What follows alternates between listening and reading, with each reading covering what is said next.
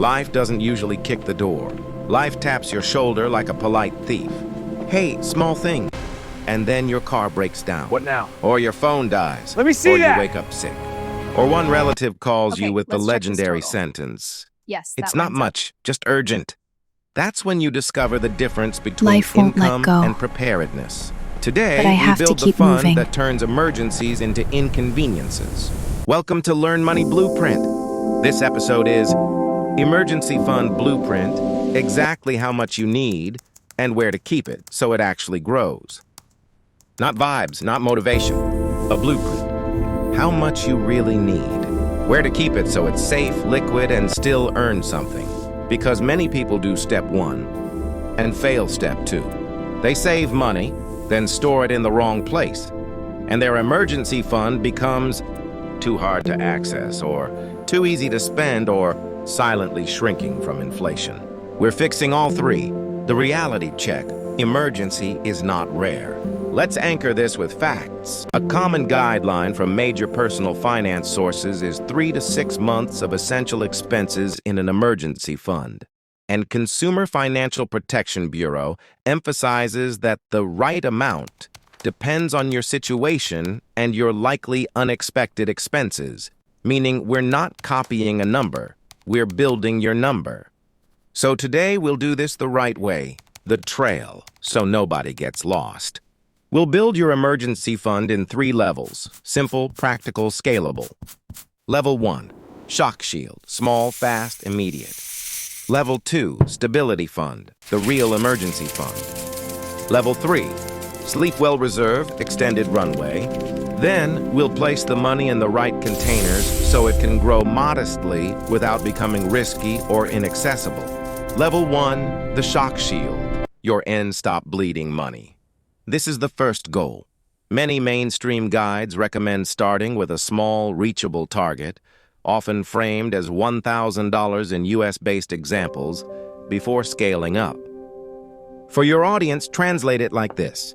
Shock shield docs 1 hit, you can survive without borrowing.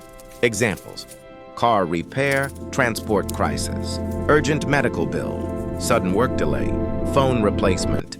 Rule: if a problem happens and you can solve it in 24-48 hours without debt, your shock shield is working. Because nothing humbles a human like an emergency when your account balance is doing low battery mode. Battery's dead. Level 2, I need to charge the this stability fund, your real emergency fund number. Now we calculate the real target. Step A, compute essential monthly expenses. Essentials are not your full lifestyle. Essentials are the keep life running list. Housing, rent, mortgage, basic food, transport to work, utilities, minimum debt payments, insurance, medical basics, absolutely necessary family obligations, if consistent. Now do the math. Stability fund. Essential monthly expenses, x 3 to 6. That 3-6 months range is a widely cited rule of thumb. How to choose 3 versus 6, simple rule. 3 months if income is stable, plus dual income household, plus strong job security. 6 months if income is unstable, plus single income, plus business, commission, plus higher risk. Think of it like building a wall. 3 months, arc strong fence. 6 months, dash your fortress. Level 3, the sleep well reserve, the prices rise, life shrugs buffer. This is for people in high volatility seasons, prices rising, uncertain income, big responsibilities. It's not mandatory, it's strategic. Sleep well reserve, or it's an extra 1 to 3 months of essentials. So you're looking at 6-9 months total for some people. And here's the important truth. Inflation slowing down doesn't mean prices return to old levels. It usually means prices rise more slowly. So a bigger runway can be rational if you store it smartly. Next section. Where to keep it so it grows but stays liquid.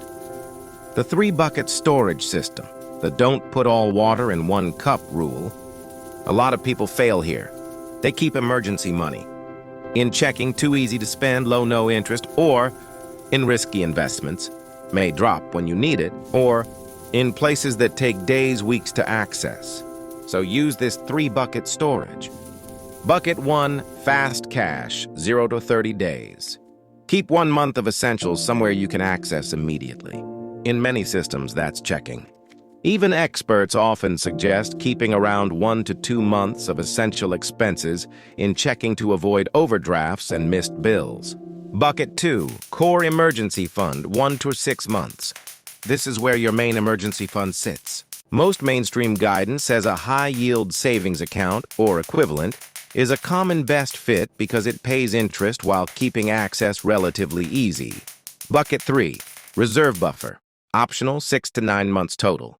For the Sleep Well Reserve, you can use instruments designed for short-term savings, where you trade a bit of flexibility for better yield, but only if access timing still fits your emergencies. This is where money market funds and short-term government securities can come in.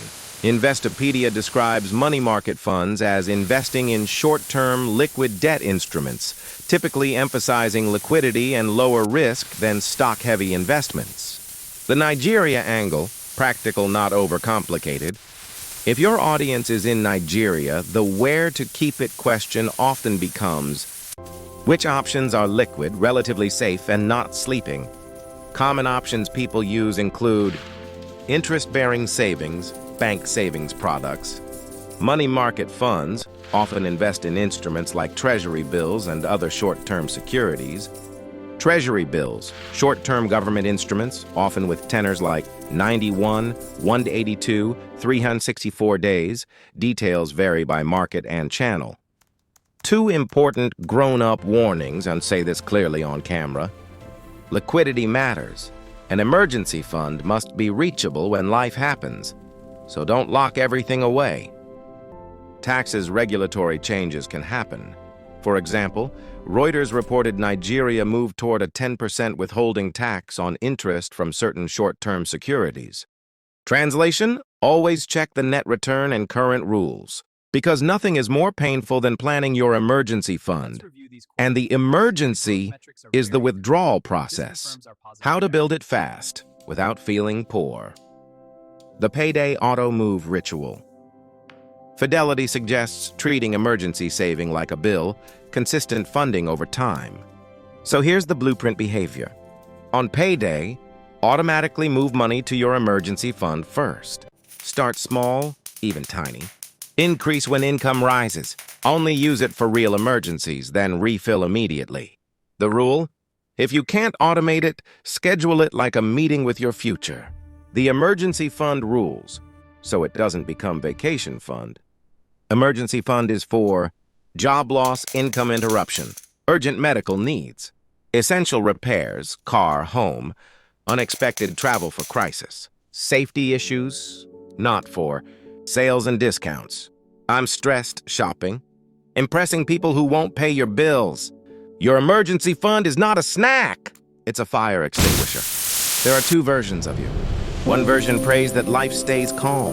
The other version prepares for life to be life. And the prepared version has something priceless. Options. Emergencies don't disappear, but panic disappears. That is what an emergency fund buys, not luxury. Peace. Comment this. My essential monthly expenses are N such and my emergency fund target is N such. If you don't want to share numbers, just comment 3 months or 6 months.